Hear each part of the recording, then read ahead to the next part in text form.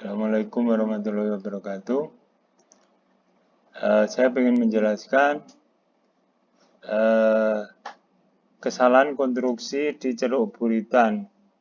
Banyak gambar yang saya salahkan pada posisi konstruksi di ceruk buritan yang seperti ini atau bahkan full sampai ke atas. Prinsipnya adalah kesalahan itu karena kalau Anda pakai di belakang dengan menggunakan warang plat yang seperti ini cukup besar, cukup tinggi, maka akan berpengaruh ke berat konstruksi kapal atau LWT-nya yang meningkat. Makanya ini bisa dilakukan dengan cara kita ambil tidak terlalu tinggi. Cukup misalnya di sini. Kita ambil di sini.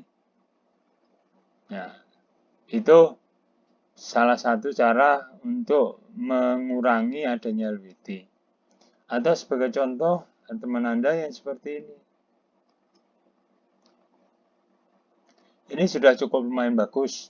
Dia pengambilan di ceruk buritan dengan menggunakan konstruksi warang plat yang cukup tidak terlalu tinggi.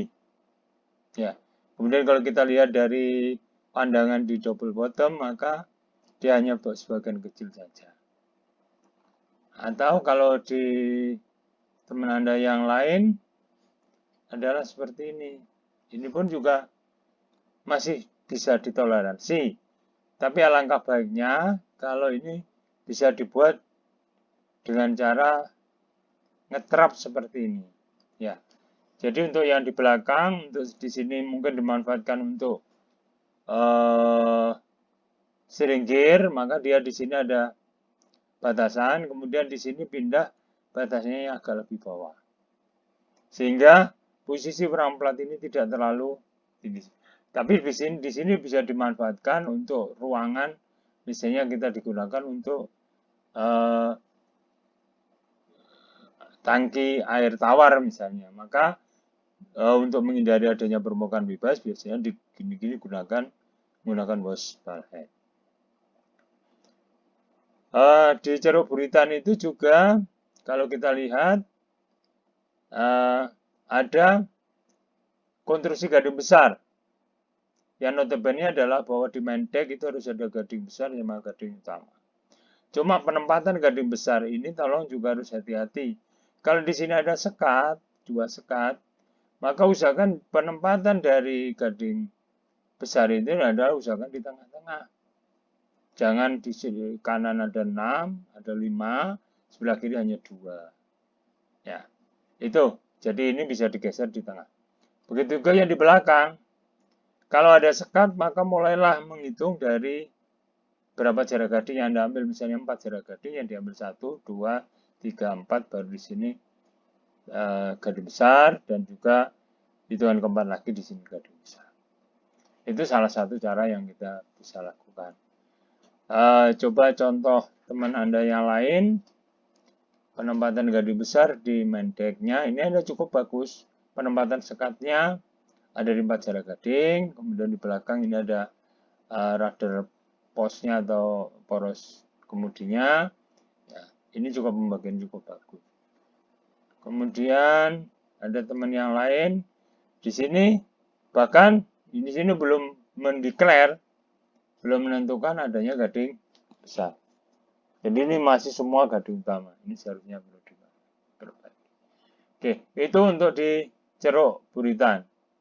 Kemudian untuk di ceruk haluan, ya, perencanaan konstruksi di ceruk haluan, penempatan dari chain locker, ya, 3 jarak gading, maka berikutnya penempatan gading besar itu ya lebih baik menggunakan 4 jarak gading, jangan 5 jarak gading seperti ini. Jadi 4 jarak gading, kelipatan 4 jarak gading itu jauh lebih baik daripada ini 6 jarak gading, kemudian ada 4 jarak gading. Nah, begitu juga yang teman Anda yang ini, ya ini 3 jarak gading, ini 5 jarak gading. Ini juga tidak bijaksana untuk penempatan gading besar yang ada di sini. Ini lebih baik ditaruh di 4 jarak gading. Jadi 3, 4, kemudian sisanya berapa.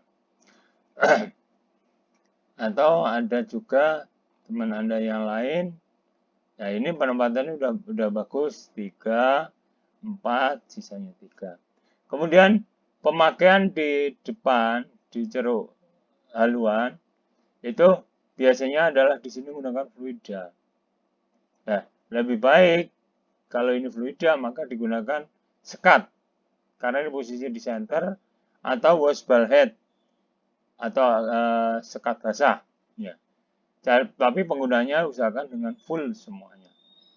Ya, contoh seperti ini washball head. Ya, ini menggunakan washball head, cuma di sini ada penegaran-penegaran ini, saya nggak tahu penegaran ini fungsinya untuk apa, apakah menegarkan washball head atau tidak. Kemudian ada juga yang seperti ini penempatan daripada washball head sudah tepat. Sedangkan di forecastle, posisi di forecastle itu opsional untuk gading besar atau gading utama. Gading utama saja juga boleh. Atau menggunakan gading besar seperti ini juga boleh. Pembagiannya juga usahakan pembagian yang imbang. Begitu juga untuk konstruksi dari chain locker, kemudian di bawah ada matbox-nya. Ini masih belum tergambar. Kalau teman Anda yang lain, yang ini sudah ada matbox-nya, cuma di sini adalah posisi chain locker-nya itu belum bujur sangkar. Seharusnya adalah usahakan bentuknya adalah bujur sangkar. Sedangkan konstruksi yang lain saya rasa ini sudah betul. Itu penjelasan saya untuk konstruksi di ceruk bulitan maupun ceruk haluan. Saya harapkan penjelasan ini cukup memberikan suatu gambaran sehingga dalam Anda merancang itu Anda mempertimbangkan banyak pertimbangan. Saya rasa itu penjelasan dari saya. Assalamualaikum warahmatullahi wabarakatuh.